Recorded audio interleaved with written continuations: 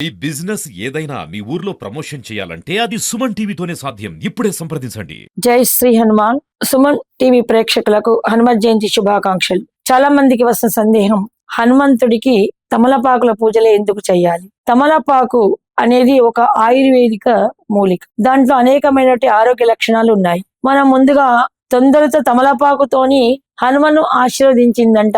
ఏ రాక్షస పీడ కలగకుండా తల మీద ముందు తమలపాకులు పెట్టింది. చిన్నపిల్లలకు జలుబు చేస్తే వెనకడ పూర్వీకులు తమలపాకుకు ఆమోదం పోసి దీపం దగ్గర చిటపట అనిపించి తమలపాకును తల మీద పెడితే లేత మెదడు నరాల నుండి చిన్న పిల్లల్లో, పుట్టిన పిల్లల నుంచి 1 year పిల్లల వరకు వాళ్ళ మీద శిరస్సు పల్చడిగా ఉంటుంది, వెంట్రుకలు లేకుండా కొంచెం పల్చగా ఉంటుంది. కాబట్టి ఆ ఆమోదము తమలపాకు యొక్క రసాయనిక చర్య వలన కఫము జలుబు అనేది తొందరగా తగ్గిపోయి చల్లడిగా చేస్తుందట.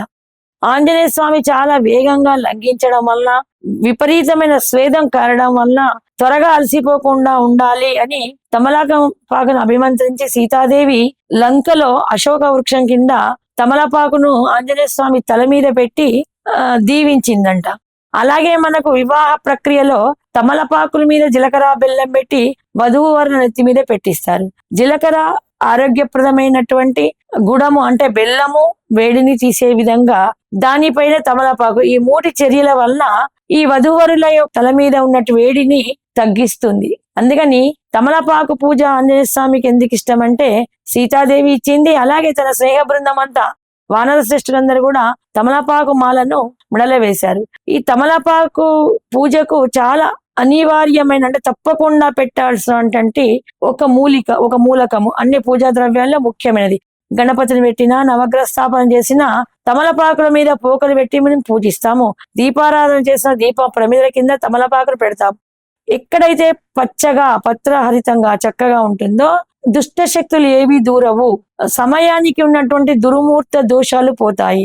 సమయము, వర్జము, దుర్ముహూర్తం అని ఉంటాయి కదా. మనం పూజ నిర్వికారంగా చేస్తున్నాము, శుభముహూర్తంలో మొదలు పెట్టుకుంటాం. మధ్యలో వర్జము, యమగండాలు, దుర్ముహూర్తాలు కాలానుసారంగా కాలం జరుగుతున్నప్పుడు వస్తుంది.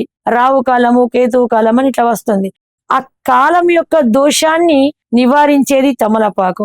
అలాగే తమలపాకును స్వామికి సమర్పించడం వలన ఎల్లప్పుడూ మనకు మనని పచ్చగా ఉంచుతాడు. అంటే హరిత ప్రణంగా, అంటే ఎటువంటి దోషాలు పీడలు రాకుండా చూస్తాడు.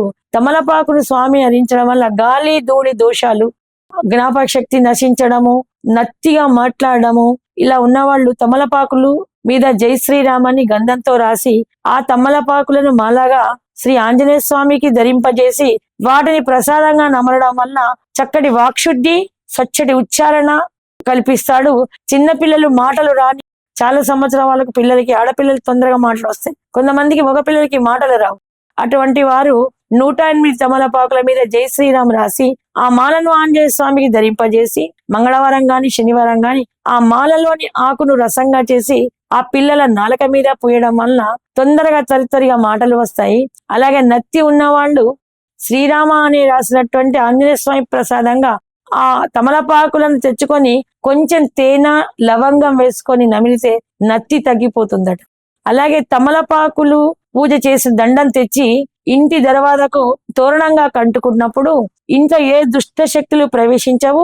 ఒకవేళ లోన ఉన్నటువంటి సోమరితనము మొదటి దుష్ట శక్తి, అనారోగ్యాలు, అలాగే కొంతమందికి దయ్యాలు, భూతాలు, పాములు కలలోకి రావడము, బెదిరిపోవడము, చిన్నపిల్లలు విపరీతంగా ఏడవడము, వృద్ధులైనటువంటి ముసలి వాళ్ళు అనేక అవస్థలు పడుతూ దీర్ఘకాలంగా అవస్థలు అనుభవించడము, భార్యాభర్తల గొడవలు రావడం, ఎన్ని రోజులకు పిల్లలకు వివాహం జరగకపోవడము, చదువులు పూర్తయిన ఉద్యోగాలు రాకపోవడము, ఇటువంటి అనేక మానవ జీవన సమస్యలన్నిటికీ ఈ తమలపాకు మాల ఆంజనేయ స్వామికి ధరింపజేసి దాన్ని తోరణంగా కట్టుకోవడం వల్ల చాలా దోషాలు, దుర్దోషాలన్నీ కూడా నశించిపోయి ఆ కుటుంబం వారికి విజయం సిద్ధిస్తుంది. జై శ్రీరామ్.